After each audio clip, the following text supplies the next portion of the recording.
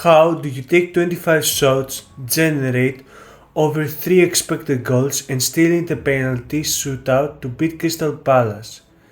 Yesterday's Carabao Cup tie was supposed to be a comfortable night for a heavily rotated Arsenal side. We saw a second string 11 that looked absolutely elite on paper. Kepa in goal, a backline of Timber, Saliba, Calafiori and the youngster Lewis Kelly. A midfield of Norgard, Merino and the magician Eze, and a front three of Madueke, Gabriel Jesus and Martinelli. This is a team that should be blowing mid-table sides away. In terms of creativity, they did. We completely dominated the ball progression, but the scoreline finished 1-1. We survived the scare thanks to resilience and penalties. But this performance exposed a massive issue in the squad depth that Mikel Arteta can no longer ignore. We gave minutes to Gabriel Jesus and Noni Madueke to prove they can challenge for starting spots. Instead, they proved exactly why Viktor Gyokeres, who we signed for moments like this, must be the undisputed starter moving forward.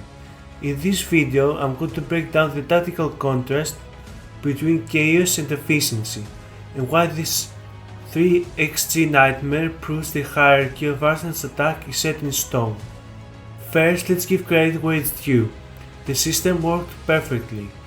When you look at the midfield configuration, Norgard sitting deep allowed Merino to beat that box-to-box engine, and crucially, it freed up Eze.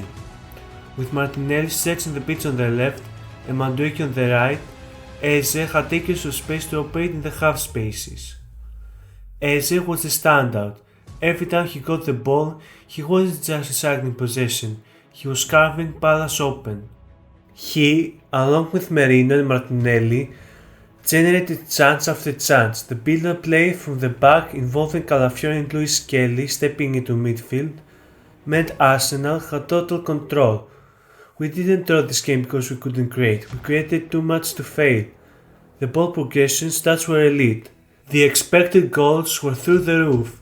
So, if the creators are serving up a buffet of chances, why do we leave starving? That brings us to the problem. Let's talk about the chaos agents, Gabriel Jesus and Noni Madueke. We know what Gabriel Jesus brings. He fights defenders. He is a warrior, he creates separation, but as we saw against Palace, chaos doesn't always equal to goals. Watch this moment here. A striker like Haaland or Kane shoots first time, but Jesus, he chops back, he dribbles, he engages in contact with the defender. He often turns a clean shooting opportunity into scrap for a loose ball. He creates situations, not shots. And when you are facing a keeper like Walter Benitez, who was having the game of his life, you cannot give him time to set his feet. Madueke was similar on the right, high energy, great dribbling, but often taking one touch too many or shooting from low percentage angles. Between the two of them, they racked up shot volume without shot quality. This is the chaos approach. It's exciting, it's energetic, but when you need to kill a game, it's frustratingly inefficient. Benitez made great saves, yes, but we made him look like a hero because our finishing lacked conviction. This is exactly why we signed Viktor Gyokeres. He isn't a chaos agent, he's what I call an efficient technician. Look, we know Gyokeres isn't Erling Haaland physically and isn't Harry Kane technically, but he's a ruthless hybrid of both. Where Jesus chops back, Gyokeres takes the yard and shoots. His ball striking is elite. He fights defenders not just to scramble, but to create separation for a shot. That reliability is the difference between a nerve-wracking 1-0 and a comfortable 3-0. Imagine Gyokeres on the end of those Eze through balls last night. He doesn't look for the extra pass, he looks for the net. He's not aesthetic, he's efficient, and in knockout football efficiency is the only thing that matters. Arteta has consistently praised Gyokeres' mentality. He calls him a mental giant. The Palace game was a test of mentality. When the ball isn't going in, do you keep your cool or do you panic? Our B team forwards panicked, they rushed, they forced it. Gyokeres was the winner option over Benjamin Sesko, for a reason. He brings a positional discipline that Arsenal needs as a number 9. He works defensively, yes, but his priority is output. This result does mean Gabriel Jesus is finished.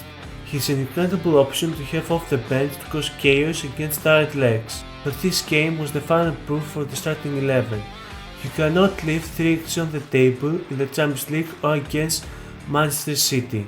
To turn this dominance into trophies, the hierarchy is clear. The creators create and the finishers must finish. Gyokeres has to be the first name on the team sheet for every major game from here on out. What do you think? Is Jesus now officially a Plan B player? Let me know in the comments below. If you enjoyed this video, make sure to like and subscribe. See you in the next one.